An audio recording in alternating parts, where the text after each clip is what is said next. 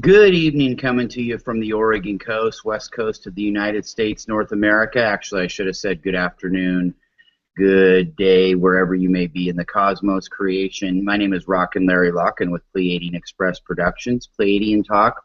We're here for this special episode to discuss the twin flame topic. I'm joined by my twin flame herself from Denmark. Well, she's originally from Iceland. Now here with me on the Oregon coast, Sif Gunnarsdottir. Hey, honey, how are you? I'm fine. Are you doing? Hi, everybody. Finally, everybody gets to hear her voice a little bit. But we decided to do this show earlier today because of a question that had came up in the Pleiadians group. And we just decided that we would go ahead and do a show together and talk a little bit about how we met in the forces of nature that brought us together, and then go from there and take any questions or any discussion that anybody else wants to contribute to this. But Sif and I started talking probably about a year ago, honey. Would you say it was about a year ago? Yeah, a little over a year ago. A little over a year ago. And the interesting thing is, one of the things that I do on Facebook to show a little appreciation for people, or just a quick way to show, my love, is that I have several people that I poke, and if you're on Facebook, you'll know what pokes are. Well, I saw Sif, and I had friended her because I saw that she was in Denmark, and I thought, oh, cool, well, there's some more people that I can add to the Pleiadian Scandinavia Netherlands group that was created.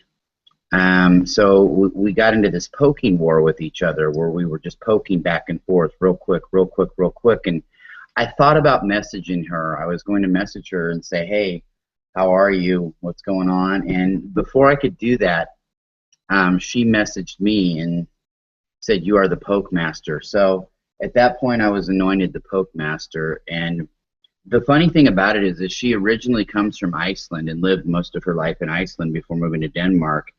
And it was probably about a month before that I was doing a show with one of the first shows I'd ever done. I was doing it on the PEP. I was doing it with Jason Wilson and Jane Hermstad, and the subject had came up about if we had any group members from Iceland, and Jane and Jason thought they had saw some, and I thought maybe I did, but I couldn't put my finger on who it was that I had saw that was from Iceland. Well, actually, it wasn't Sif, but so I kept thinking about a girl from Iceland, and couldn't figure it out, and lo and behold, that came about. But there's several synchronicities between her and I that have occurred over the year, and I wanted her to kind of talk a little bit about, I'm going to quit rambling and let her talk a little bit about some of the things that she had felt in the year prior to meeting me, and that nature, and some of the things that we felt like we've come to the conclusion that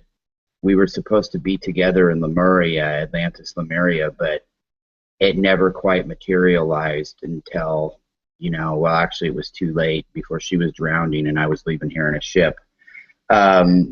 So, honey, why don't you, we've got a list of topics we're going to go down, so. Yeah, the year before we started talking, I had some strange experiences. I had this energy burst through me at times when I was driving, when I was at work, before I got to sleep.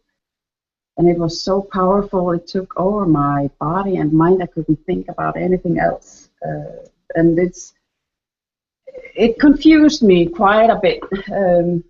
I tried to connect this energy to something I knew. People talk about Kundalini raising and stuff like that, but it was more intense than that. And I confused this energy really over the year with 3 different guys that I was partially involved with. And it was not until we started speaking that things fell into place. And I found out that this energy that I had been feeling for a whole year actually was my own soul frequency and yours. But we had been talking for a while. we have been talking for a while before I actually realized what was going on, because I wasn't thinking about twin flames at all. Yeah. You know, and on that topic too, I had thought about twin flames, but the subject really, to be quite honest, it was just, I would look at twin flame posts and I would think, okay, this is just a label. People are just caught up in this whole fantasy of it. And so, but yet my guides pushed me to look into it more, pushed me to do a couple shows on it, pushed me even to create a group, a Pleiadian group relating to that and their sense of humor. But I know what you mean. You know, I was involved a little bit with a couple people too, here and there. And the thing about them is they were all great souls, but it was that I only matched that twin flame, what you would call labeled criteria, probably 75–80% with them. There was just that last little 20% that was missing, and I'd like to think of that as a pre-twin flame, and maybe, you know, other people that I've had actual 3D relationships with, a pre-twin flame, so to speak. I've dated some reptilians too, which I'm sure that we all have in our past, but what would I think to be reptilians? But it's just, I kept getting pushed towards this subject, and I don't know really how to define it. I mean, people want to label it or box it in. I'm not especially fond of that label. I try to avoid it as much as possible, but I'm pushed towards it. Each time I try to escape it, something comes up that pushes me towards it. And after we started talking, my guides have been on my back, because we have a certain mission here as twin flames, but also as individuals. Yes. And well, and isn't that it too? Working on it before you actually get in contact with your twin flame, and to be able to make it work, you have to work on yourself. And actually, the real work begins when you meet your twin flame. But before that, you've got to at least be on that road to being full of the feeling of loving yourself. And there again, another label or cliche. You've got to love yourself before you can love anybody else. But really, it's kind of true. You've got to love yourself, and not in an egotistical way, because most people that love themselves in an egotistical way also have really low self-esteem. So it's like a yin and yang effect. Either they're really low or they're really just high and full of themselves. But you really got to love yourself and appreciate yourself, or at least start to do that work before you can open that twin flame into your life. You know what I mean? Yeah, I know. And also, what's most important for me, if people are so hooked up today finding the twin flame and so focused on twin flame is the only love there is, but that's so wrong. It's so wrong. Not everybody is destined to meet their twin flames in real life for the first. Many have their twin flame as guides in the spiritual realm. And love is supposed to be cherished in every form it comes. And that is also love with soulmates, the existing relationships you're in. You don't abandon existing relationship to search for your twin flame. It doesn't lead you anywhere. No, that sure seems to be a dead end, and I think a lot of us have gotten caught in that trap sometimes too, you know, and we're looking for that happiness without instead of within. Exactly. And it's going to be just an endless journey of disappointments doing and that, because it's funny, the time that you'll meet your twin flame and that they'll come into your life is when you are at that point finally where you are, or you're just about content with being by yourself. You know what I mean? Exactly. You're at that point where, hey, okay, well, I'm happy with myself, and I'm not going to put myself out there. In fact, I don't even want to have a sexual, intimate relationship with somebody, right, unless it's your twin flame, unless it's that one right person, you know. And I know Raquel and I have spoke a lot about this on our shows, you know, too, being content with yourself and just going from there, because that's the time it's going to happen. If you're looking without,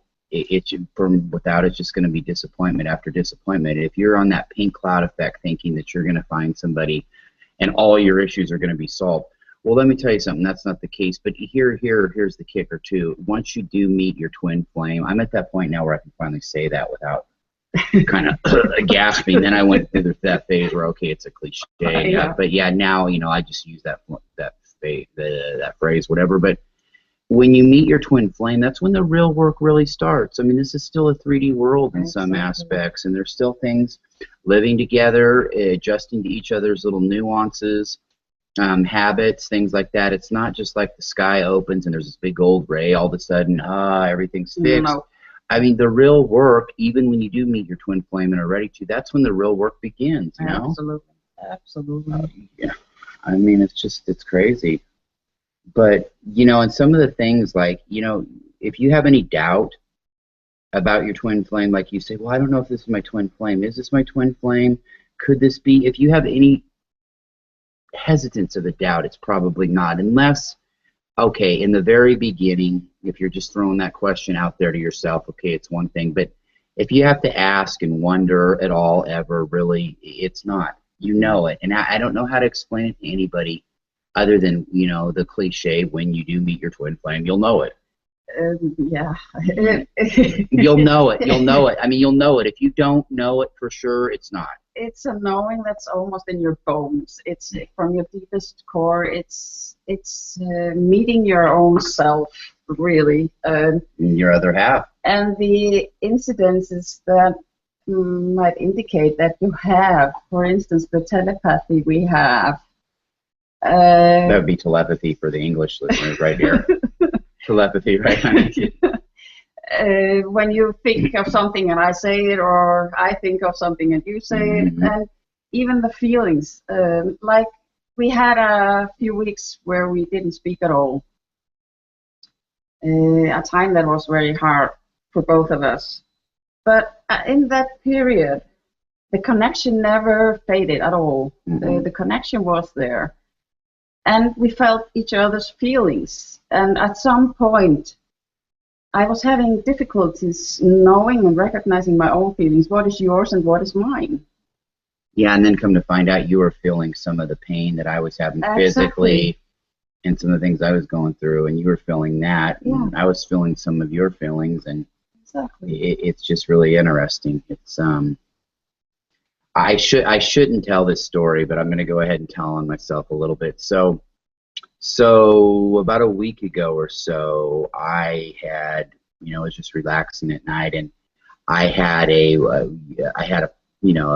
puff of ganja, and no big deal, just one smoke, and so I didn't get the munchies at all. But guess who got the munchies? Sif got the munchies really bad, and her eyes got glazed, and she doesn't even drink alcohol ever or anything. This girl's as straight as an arrow most of the time.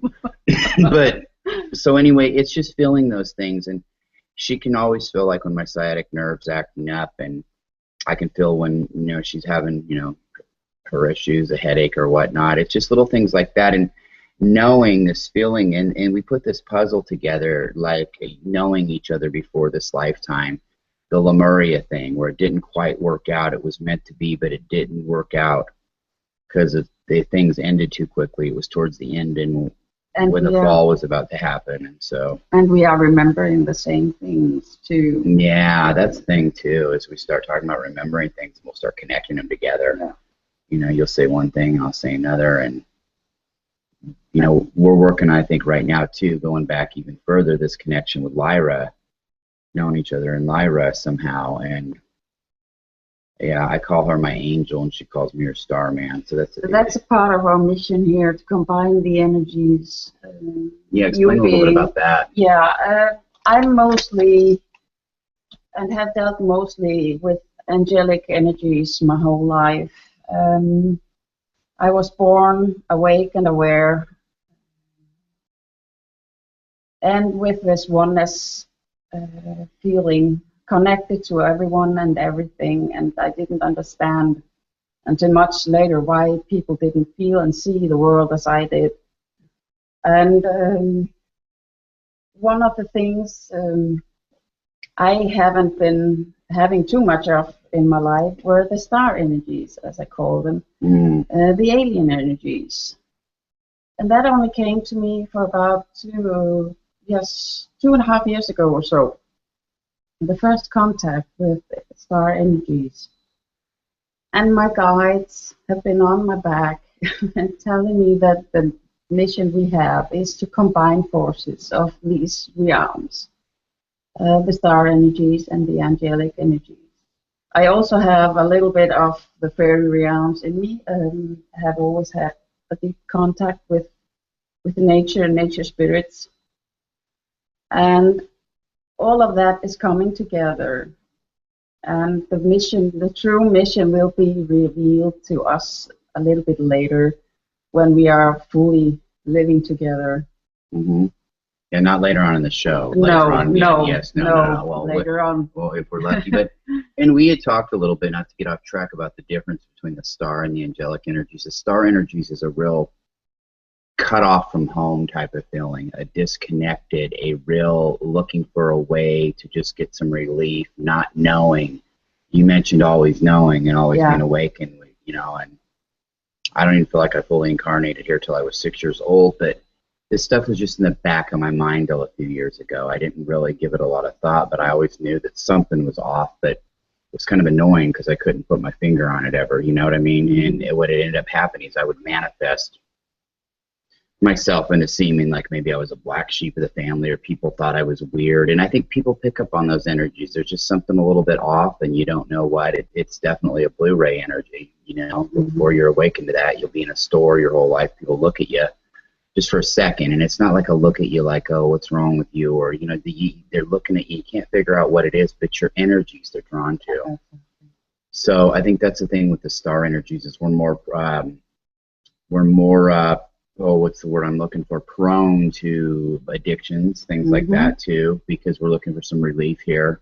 Whereas the angelic and more grounded indigenous type of energies are not so much looking for that, a way out, because they're more, they have answers. They have more answers, and they have more of a connection until they start to really awaken, and then the connections get really strong with whatever contacts they have, whether it's extraterrestrials or ultra-terrestrials or interdimensionals or angelic realms.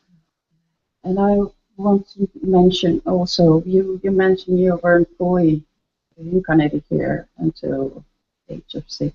I had a hot drop hit me on the head at a fair one night. It wasn't raining, which it does rain a lot here, but it wasn't raining. Excuse me. And this hot drop of something hit me right on my crown chakra out of the sky, and I was like, ouch, just for a second, and then it was done.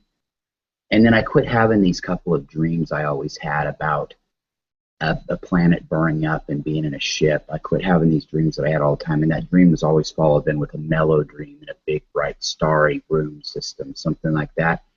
And I quit having those dreams. And the thing is, I got a photographic memory, but I forgot all about them right then and there. I'd had them since birth till 6. I forgot all about them, and then a couple of years ago I saw a mock video of Atlantis flooding, and then I remembered it all. I remember those dreams I'd had, and it wasn't like me to forget anything. I mean, I can recite the last 100 years worth of presidents, who's won every Super Bowl, who's won every NBA title, anything. All these things I know, I can just tell you. You name a year, throw a year at me, and I'll tell you who won, who played, all that stuff. So it's not like, it's not like me to forget that, but I did. I had similar dreams of fire and burning as a kid. But I also remember that I was calling for my other half of my soul by the time of 9 or 10. And our age difference is I'm 4 years older than you are. Yeah. I'm sorry for bringing you here. No, that's okay. I think I've been here since 1969 in spirit. My spirit's been here since 1969. Yeah, I mean, so 6 years before I was born and 6 years after, I really feel. But I have had incidences occurring through my life that all point out to the possibility of meeting my twin flame, even if I weren't aware of it, Exactly. Yeah, Michelle Walling can feel your elemental energy, and I know she mentioned that the other night when I was on Cosmic Awakening show, and and I know I told you that right afterward, and specifically what it was, and the sprites, and you're like, so you have that little... It resonates, yes. It does. Yeah, so anyway, about the calling. Yeah. So I've been on the path since birth, so to speak. So taking me 43 42 years, 43, 42 years. Find you? 43 quit. Yeah, not 42 quit. Trying to minimize it. Yeah, but yeah, that's interesting. And everything makes really sense. Even coming here to Oregon, all those flying miles and flying hours. I hate flying. No.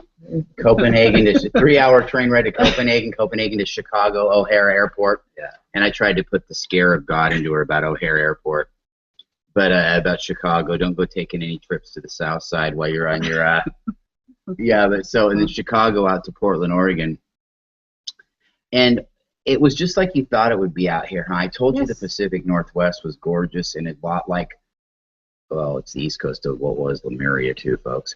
But it's a lot like Scandinavia, where you're from, and Iceland, the trees and everything. Maybe a little bit. The climate's just a little tad different, right? Because it's a little more south. But the trees here, and it's like I told her, we don't really exist in time here in the Pacific Northwest. It's weird whether you're in British Columbia, Washington, or Oregon, or even that I say that I include the top third of California in that, not northern completely, about the top third. Shasta, the Redwoods, I include in that region. That's about the furthest south, and then it goes that kind of corridor, that Lemurian Pleiadian corridor runs up to Vancouver, BC. And really, it's not like the rest of the United States out here. It's just mellow, it's calm, a higher consciousness level. We don't have the drama that the rest of the country has per se, and we really don't care what's going on in the rest of the country, to be quite frank. But it just is what it is. It's really a strange paradox out here. Yeah. You know, but it's funny because I had sworn I would never, ever, ever consider living in the United States of America. But after I wouldn't either unless it was the Northwest. After you sent me some photos online, and especially after spending some time here with you and your family, I really don't want to go back. I want to be here. It feels home. It's a very, very deep.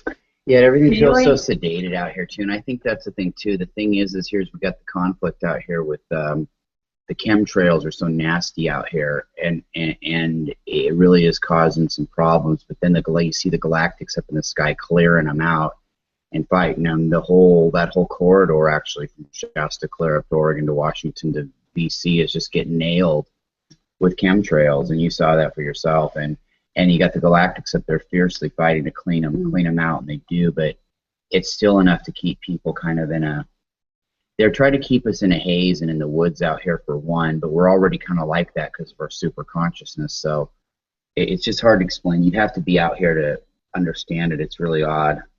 But after we connected as twin flames, I've noticed considerably more spiritual activity or awareness. Oh wow! Since you've been here, it's just been crazy. I've been had a barrage of contacts with my Pleiadian guides. You know what I mean? It was ringing in the ears every night, and you know the stuff that's going on in our skies. It's closer. I mean, it's the same thing I've always dealt with since the awakening, but it's just constant. And it's closer. Yeah, it is. And it's a different kind. I feel like I have different beings trying to contact me too, like the Syrians, Arcturians, angelic realm guides all mixed together. I feel like, you know, that's what I feel like. I feel like it's kind of a galactic portal out here, not just a Pleiadian portal.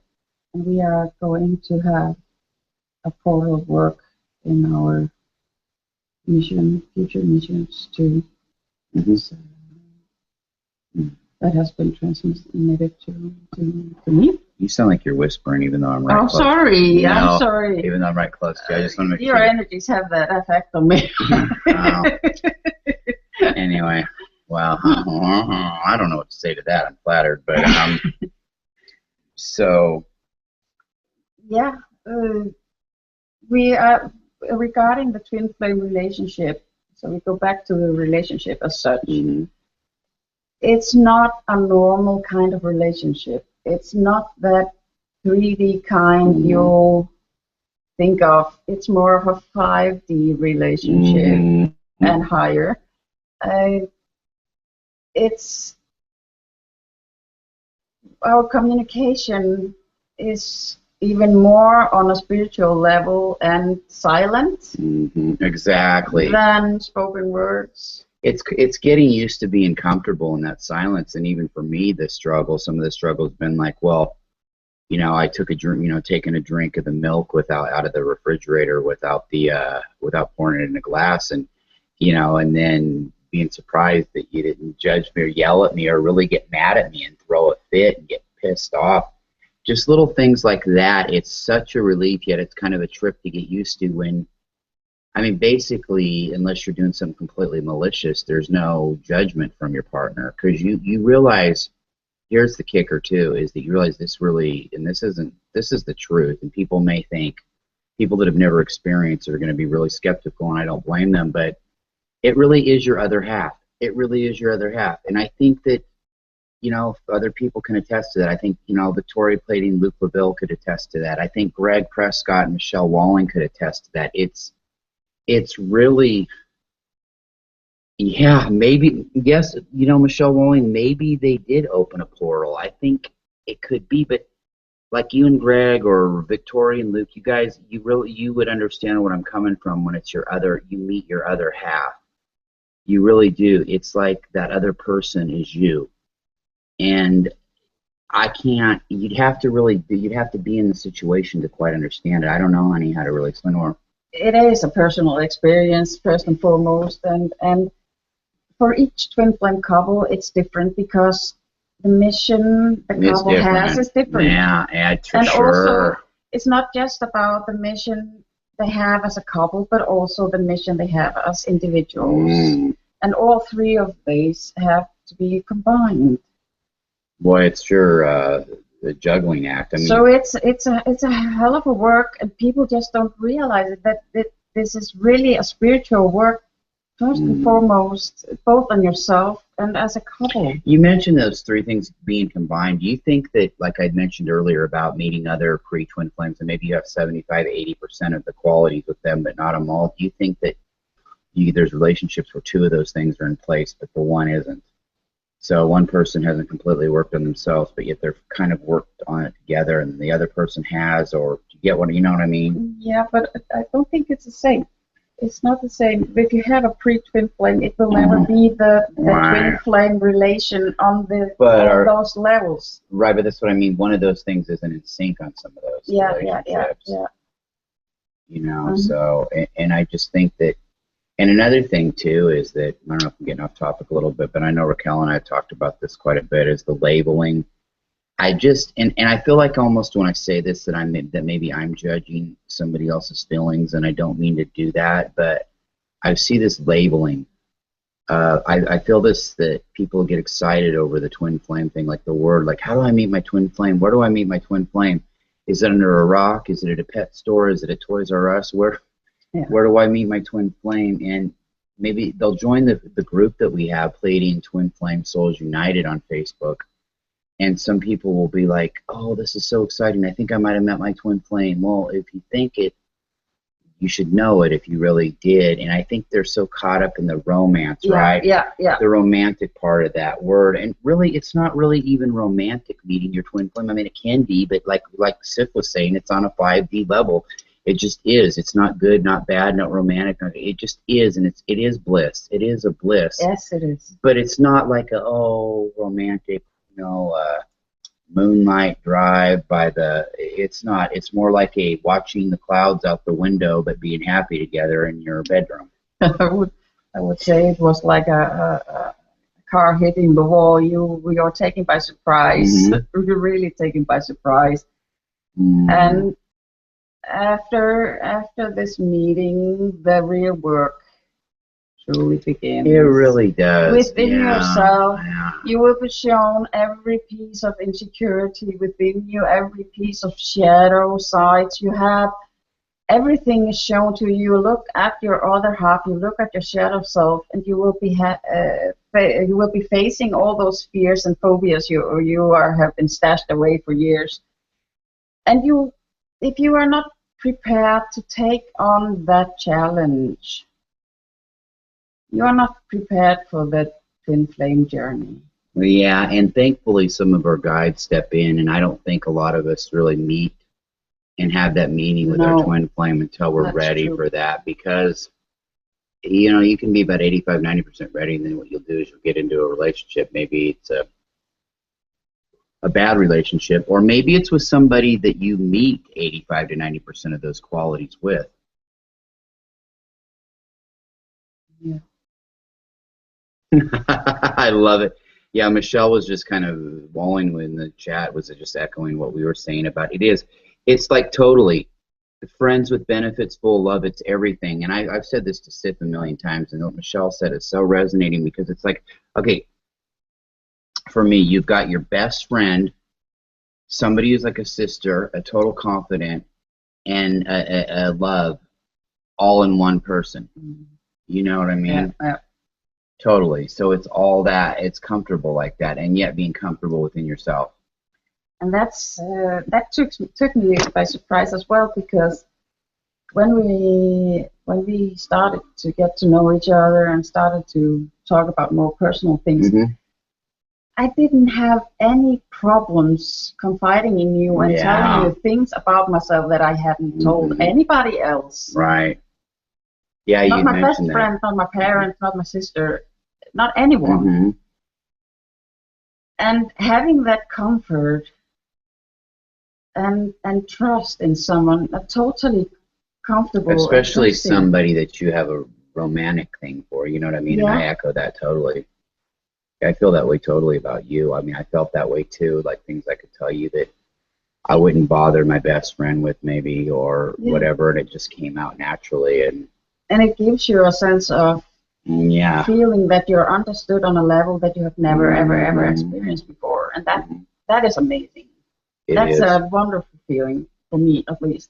I think humanity's going that way totally. I know, like, with people that, just people in, you know, the other admins we know, and the people on Facebook that we know and that we converse with that are of like mind, which there's a lot of them. I think that it's like an 85% connection like that with them even too.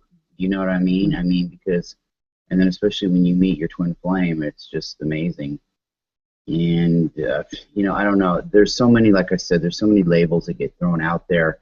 And I guess that it's like I've said on other talk shows. I mean, maybe this you know, talk is going to be obsolete, talk radio, talk internet radio, because it's we're becoming more and more telepathic. And what can you really say? And as far as meeting your twin flame, you'll know it.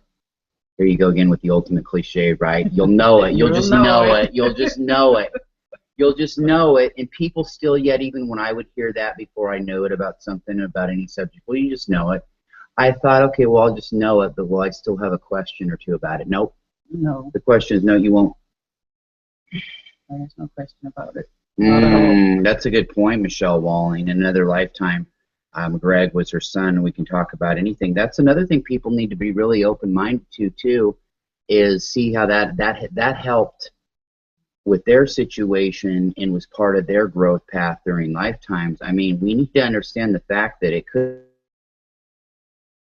be a situation where they've had other lifetimes where one was the son, one was the mother, one was the father, one was, I mean, they switch places all around, if you know what I mean. I mean, these are situations that happen, and you know, it's all prepared. And I think it ties into this lifetime being, this is the time where the past and the future intersect with the present, and all these parallel timelines are starting to come together.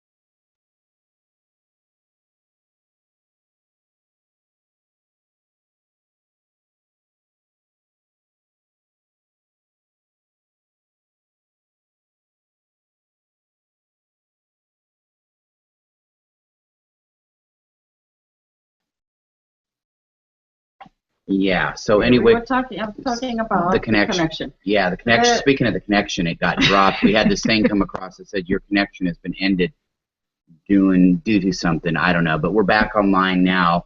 Connected. And yeah, we're gonna get ourselves connected. Hey, Sif, make sure you're connected. The writing's on your tablet. Okay, go. If you're not connecting with your twin flame in physical form, you might connect at a spiritual level, and your twin flame might actually be one of your spiritual guides. And there are many theories regarding twin flames. Let's go into every single one of them. No, please, let's not. Okay.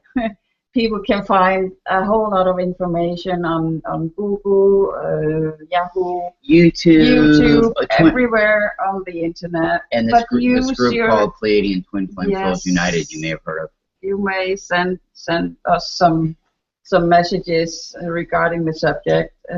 Not like we know anything about it, except for we know where our personal experience. And, that's it. I mean, we're not. From my guides as well, I have regular information on those energies. Yes, we're working on our book now, folks. No, but it's not like that. I mean, the last thing I would want to do is come across as somebody trying to.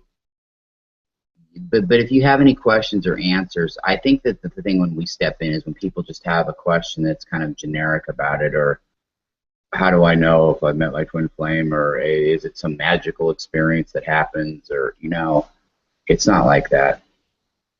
And remember that it's such a unique journey for each and every single twin flame. You can't really tell this is the only truth and this is wrong, because we are so different and so unique that each twin flame couple has their own journey and story. Oh, I was chewing on a pin. Sorry, Hannah. They do have their own unique story and journey, and so here, hence the yin and the yang again. We can get a jump on people for labeling it or talking about they think they know their twin flame and this is how they know their twin flame, but yet every story is different, and I have to stop myself and have to realize, okay, the universe is so vast with parallel realities that the craziest story, and believe me, folks, I'm not going to get into them here because I don't want to embarrass anybody out there, but I have heard some humdingers in the 20,000 people that I probably had at least a brief conversation with in the last year and a half while finding these groups. I've heard some humdinger stories about who their twin flame was. I mean, everything from everything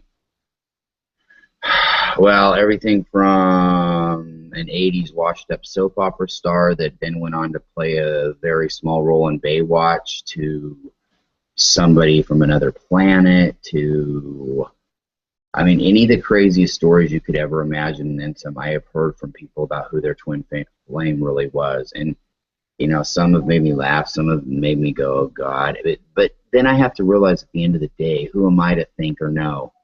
That this all could be true, an infinite reality that we live in. So, it's really everybody's own path. Yes. And everybody's own growth. I think that I would encourage people just not to get hung up on some kind of fantasy. You know what it reminds me of? Okay, there was these books my grandmother used to read all the time called Harlequin romance novels. And she gets so, and even my aunt and mom even read them a little bit, they get caught up in oh God, I don't know, they get caught up in this romantic fantasy that meeting this, and yet and only. And you know what that does is that it puts these, but also I noticed that it would put their expectations through the roof. Exactly. Mm-hmm. Yes, and if anybody out there has ever heard of Harlequin romance novels, well, I don't know, you can either relate to my story or you're old and have issues. No, I'm kidding about that, but I think what it does is it raises the expectations through the roof and unreal, like it's going to be this magical thing where gold shoots out of the clouds, and you know what I mean, honey? Yes, I know. Yeah. I don't know. Is there? I had this feeling Michelle would have heard of her aunt and grandmother used to read them too. But yeah, yeah, and my grandmother was really conservative, and I'd read a little bit of some of those Harlequin books she read, and I could never ask her this, but I always wondered what in the hell my grandmother was thinking while she was hearing some of this stuff, that if heard out loud, she would have shook her head and said, oh, that's just disgusting. So it's also about becoming comfortable with yourself, right? Exactly. I mean, because when your expectations are so high like that, it just... And also all this search outside yourself. Yeah. It doesn't lead you anywhere. You have to be comfortable within yourself and truly stand in your own power. Not trying to look for something that is missing, because nothing is really missing from you. It's all within you. It is all within you. And if you are looking for something so much outside yourself, so people tend to fall in love with falling in love. They're falling in love with falling in love, but meanwhile, while they're falling in love with falling in love, right, they're a million miles away from the real concept of falling in love. Exactly. It's like we were talking the other day about the word troll on Facebook, trolls. That word in and of itself now takes away from what a real troll is, because if you disagree with me, well, you're a troll. Yeah. Okay, so things of that nature. People are so, and you're right. Okay, here's an example. It is all within us. Okay, oh my God, Raquel and I, a couple weeks ago, had Tyler Beatabach on our show, a friend of mine on here, and he's one of the most intelligent, conscious people I know, but it was about his new business of selling medical marijuana legally, of course, in California, and he probably proceeded to smoke a half an ounce of marijuana on the show, and it got me thinking. I mean, all these drugs, all this stuff like that, right? It's all within us. We don't need these substances like DMT anymore, or THC, or opiates, right? There's good uses for them, but our brains, our minds have all this consciousness too. We have natural DMT within us. We have natural THC within us. We have natural opiates. It's called dopamine. As we awaken more, I think that our minds will naturally connect to these sources in our brains, and we won't need anything artificial to stimulate them. Of course, Sif has always had that, I think, her whole life. She's never really used anything but tobacco for a small period in her life, and I think she's had natural LSD experiences and DMT experiences a lot without using it. Yeah. So it's a matter of having those things connected within us. And I just think that we're at a phase now where there was a time where under controlled specific situations, some of those things might have been good for an awakening, but not anymore. I think that it is all within us, and the love is all within us. It's like I said earlier in the show, when you meet your twin flame finally and you know it and you're happy, well, that's just about the time that you had gotten to the point, or you were just about close to the point of, hey, I'm in love with myself. You know what I mean? I love myself. Yeah. And it's funny, isn't it, how it happens when you're content with it not happening? It happens because you're ready. Yeah. Because you're truly ready for it. And so I just think that's it. That's just how it goes. And yeah, it's just an amazing combining energies with you. I know the star and the angelic energies. I don't feel so cut off from home and so alone. I mean, I've got my other fellow star seeds and everything, but we're all in the same boat of dealing with this, and it's so nice to have that energy. Yeah. I would like to address one thing. Normally, we live 10,000 miles apart. Yes. But when you connect on a spiritual level like this, the distance doesn't matter. Mm-hmm. The connection feels exactly as strong as when I'm here with you and when I'm in Denmark. Yeah. The only thing is that I can look at you, I can hug you and kiss you when I want to. Yes. But the connection is still there. It's still there. And you know what? We're laying it all on the line. I'm going to be quite blunt too, actually, and kind of just say this little bit of information. You're right. We can't. But like when we're on the phone with each other from 10,000 miles away, Skyping, The orgasmic feeling from the conversation is more intense than any physical 3D one-night stand when I was in my 20s or as a teenager that I have ever had in my life. It's a bodygasm. That's the difference. When you're with your twin flame, I'm just going to lay it on the line, it's a body orgasm completely, even on the phone talking, much less being together. It's not just a wham, bam, thank you, ma'am, or oh, God, that was good. It was just, it's not just one part of your body that tingles. It's your whole body that tingles, right? And it's just that, yeah. Yeah, that's true, Michelle. Yeah, I can see where you content being alone, but so much happier. That's a good way to put it. You're at that point, you're finally at least content being alone. But then, it kind of brings you to life to be together. Boy, that's so true. That's a good point, Imwal, for sure. But yeah, the orgasm thing is just, it's intense even over talking on the phone more so than it is, with somebody just in a 3D situation that you may have been with before. Yeah, and I'm kind of a weird scenario. Between the time I was 14 and about 19 or 20, I had 65 partners, including one-night stands. I've only been with about totally maybe 4 or 5 people in that way and I'm 40 this year. So in 20 years, I've been with maybe 4 or 5 people like that. But from 14 to 20, it was about 65 different people. My life changed dramatically at 20 years old, but in a lot of ways. So, but the thing is it's just a different feeling. Yeah. You know what I mean? And the feeling. I think really to close, I think it's just, that feeling. You know it. How can you know? Well, you won't have any questions. Absolutely not. You won't have any questions. Okay, maybe when you're first starting to meet that person, but by the time it comes into your realm or your consciousness that it might be a twin flame thing, then you know, right? When you start thinking it with that person, now you know. Exactly. And your love does, yeah. Yeah, exactly. Boy, you can tell with Michelle and Greg, definitely, she's talking about the love continuing to grow and the appreciation and respect for each other. Yeah, it does. That's the great thing about it is that it really deepens and continues to grow. The fun and the excitement level does not, you think, okay, you're together, it's fun, but it keeps getting better. You know what I mean? It's like, yeah, it keeps getting better. It does. It keeps getting better, and just when you thought you've seen enough, or that it's enough and it's great, here you get another bit, another blast, exactly, and another one. Yeah, it's just amazing. I know we did this show a little impromptu and went on the air right away and haven't had. I really, Michelle, thank you so much, Michelle Walling, for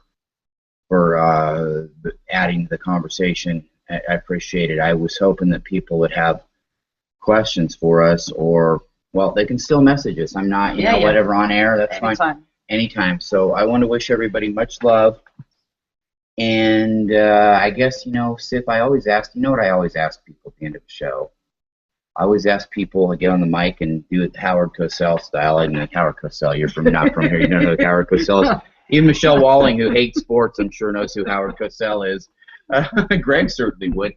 This is Howard Cosell. So where can I find you? On Facebook, in several groups. The Pleiadian Twin Flame Soul group, for sure. Under my own name, Gunnarsdottir. In the big mothership group, Pleiadians, and most of the region groups too. Several pages, the Pleiadian Express, the Pleiadian Lightgrid, Arcturian Lightgrid, and on and on and on. And on and on. It goes on and on like lonely teardrops, right? Larry has the habit of placing people in groups, so I'm practically in every group he's in. My old placing days are through because I think I got about 5,000 friends. I still need 3 more. Anybody out there that wants to add? No, I'm kidding. But yeah, those days are done. I've created all the groups I'm going to create until the next one I'm going to create. Yes, exactly. Exactly. But in closing, I'd like to thank a whole bunch of people. I'm going to take the time to do. I'd like to thank Sif Gunnarsdottir. I'd like to thank Michelle Walling, Greg Prescott, Judith Sabalo, Victoria Pleiadian, Raquel Toombs, Lionel Anderson, Leah Shapiro, Admiral of the Mothership Pleiadians group, Cynthia Boltier, Pleiadian Indigo Cindy, it goes on and on and on. And Derek Thompson, Pleiadian Humor Group, 3,000 people today, great job. I don't know, who else can I say or what? I think I've thanked everybody. Alexis Serrano, I think I don't know. Natalie Alea, the Munich writes. Oh, and I'd like to tell everybody to go ahead and tune in a couple weeks. We're going to do the 4th in a 5-part talk series that we've been doing on her 10 rights. I can't believe I was going to forget Natalie Alea. I'm glad I would have got a boot up my ass for that. Natalie, I love you, girl. Thank you. Always doing a show with you is like doing a show with, well, with like Michelle, Raquel, or Victoria. It's like a night off big time. So it's so easy peasy. Anyway, I love everybody out there. Don't you? Don't you love everybody out there? I love you all. You love everybody out there when they're bothering you late at night with questions, huh? You're like, oh, God. Yes, she loves you all. Yes. All right. Well, I think that's a wrap, and I think together we can give everybody a big cosmic dating king kiss. Yeah. Sure. Here, Jim Lang style. Mwah. Da da da da da da.